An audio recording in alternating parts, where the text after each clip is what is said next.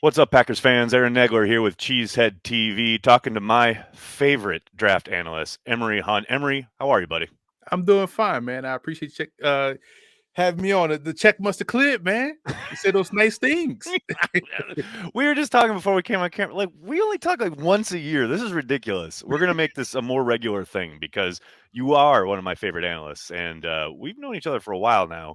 And I always want to get your view on the NFL draft because I think obviously you put in the work, and I think you have a really unique perspective, not only on the prospects and how they might fit and kind of develop in the NFL, but just the draft process in general, as far as, you clearly do a lot of games throughout the year where you see some small school guys, but you're also obviously on top of the bigger names.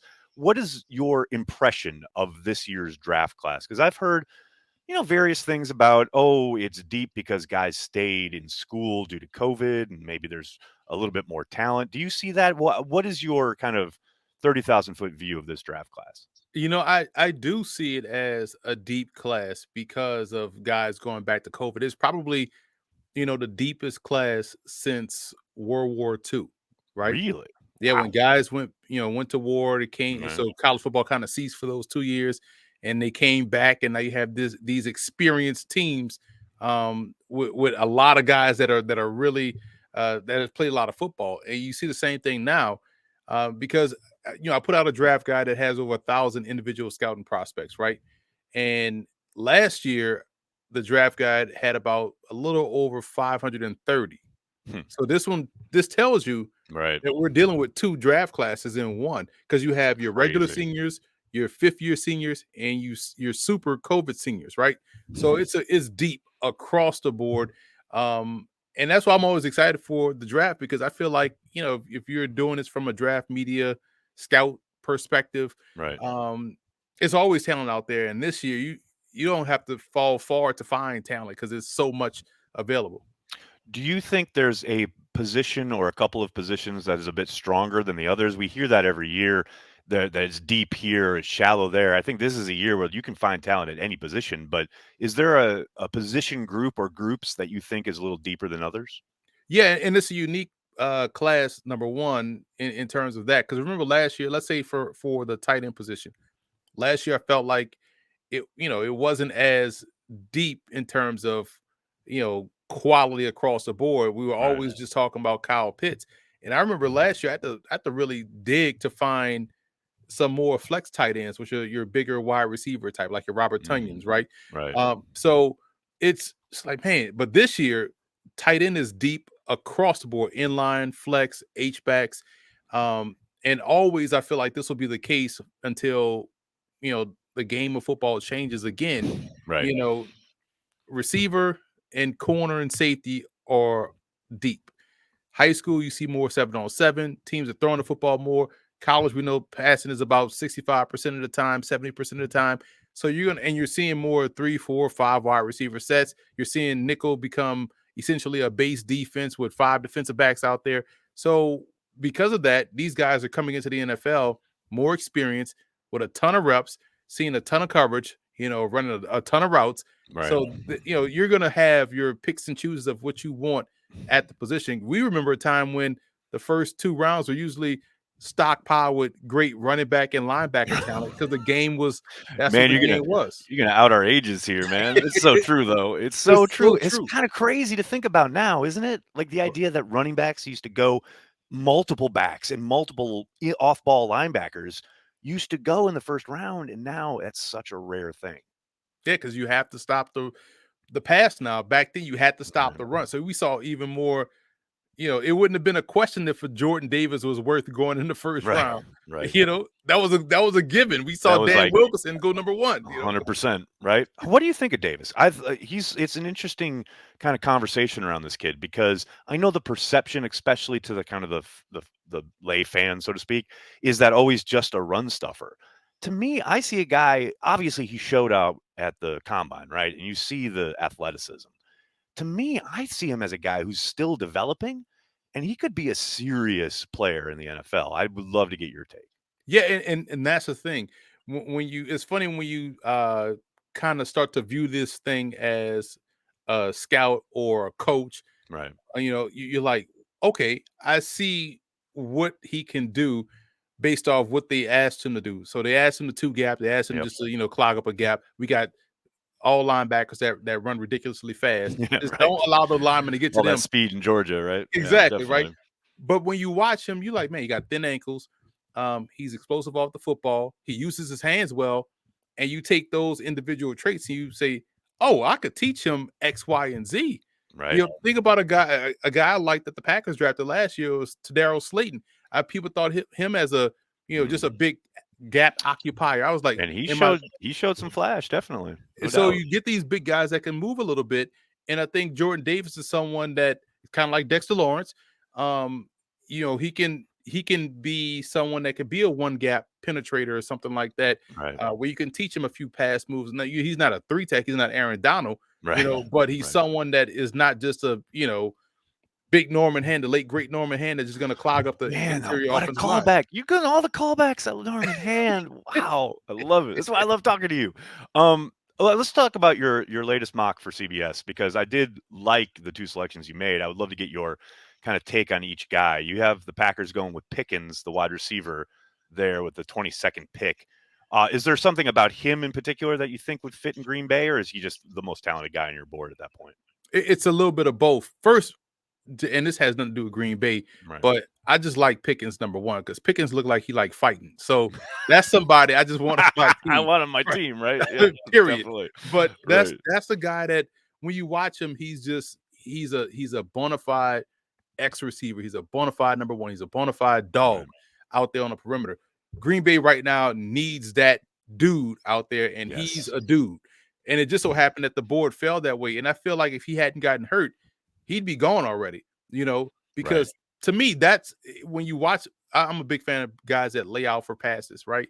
You constantly see him laying out for passes. You see the nuance, you see the want to in the blocking area, you see the want to in how he gets open and how he plucks the ball out of the air. He's a legit stud number one receiver. I think that is a perfect fit for Green Bay. And then you go to 28 and you have that edge from Purdue, whose name is escaping me, but Karlaftis. Mhm. There's no doubt the Packers will be looking edge early in this draft. Obviously, you got Preston Smith re-signed, and you have Rashawn Gary entering his prime. But man, that level of play really fell off last year, late in the season, when those guys had to take a blow or whatever, or the rotation. I totally get why they would look edge, especially early in the draft. What about his game do you like? It's versatile, and the fact that he was someone that kind of stepped in as a true freshman. He was a U.S. Army All American. He dominated in an All Star game, and so going to Purdue in and of itself was a big thing. Like that guy Mhm. usually ends up at Ohio State or Right. a Michigan, right? Goes to Purdue, starts from day one, and is an impact player. Has some injury issues, throughout his career, but for the most part, he's been out there, and when he's been out there, he's been a difference maker. And in that particular mock, I was torn. I was like, man, there's a couple of guys that I could personally go with. And I was almost about to write in Troy Anderson, the linebacker from Montana State, because I just love the potential of him being paired up with Devondre Campbell and all that length and athleticism, that run and chaseness I was gonna at the say position. sideline to sideline cover there, definitely. Ridiculous, But I was like, all right, let me go up front. And I feel like he's someone that would be an ideal fit because he's a good rotational piece. I feel like right now, Right. until he's asked to be a starter, but even as a rotational piece, we see that's like a pseudo starter now. Think about how No Trey doubt. Henderson was in New Orleans with Davenport and also Cam Jordan. Right. Well, this is the same type of thing, in my opinion, and he'll fit in perfectly with Green Bay. Is there anybody, I mean, you study this stuff a lot more than I do. Is there anybody you think would be worth it there at 28 as far as an offensive tackle? Because I know the Packers have had a lot of success, with day three guys. Clearly, Bakhtiari was a fourth rounder. They've gotten guys who, are late day three, usually offensive tackles that they convert to guard. That has been their MO, and they've been successful with it. But I suspect, given, the fact that they did cut Billy Turner and you've got Elton Jenkins working back from injury, I don't doubt Josh Nyman will probably be the penciled in starter. But I have to think, especially if you need something long term there at tackle, is there anybody you think that would be kind of worth checking out there late in the first round, or you think they wait till the second? I mean, you're splitting hairs when you're talking late first, second, right? Right. Um, That's true. That's true. That's and true. so, but I do like the fact that Bernard Raymond is someone that I know people feel like he's not a first round pick, but I feel like they're looking at this the wrong way. When you look at the athleticism and the upside, dude has just played tackle what maybe 2 years, 1 year Mhm. at Central Michigan. He was a tight end when he came in, grew into his body, Right. developed into a solid tackle. We saw him hold his own down there at the Senior Bowl. So that's someone that you could say, okay, we could bring him in, continue to develop and groom him. The athleticism checks off. I'm not worried about the age. Olave can play till whenever they decide to retire, especially good Right. ones. You know, Exactly. and so he's someone I could see there. I know people are pushing Trevor Penning out of Northern Iowa I got into the asked about him this morning. Yeah. high in the first round, but I think he's going to be more along the lines of where Green Bay is picking. That would be a good selection for them because he's someone that can also be groomed, developed, and can play either tackle spot perhaps. So Right. I feel like they can go tackle there.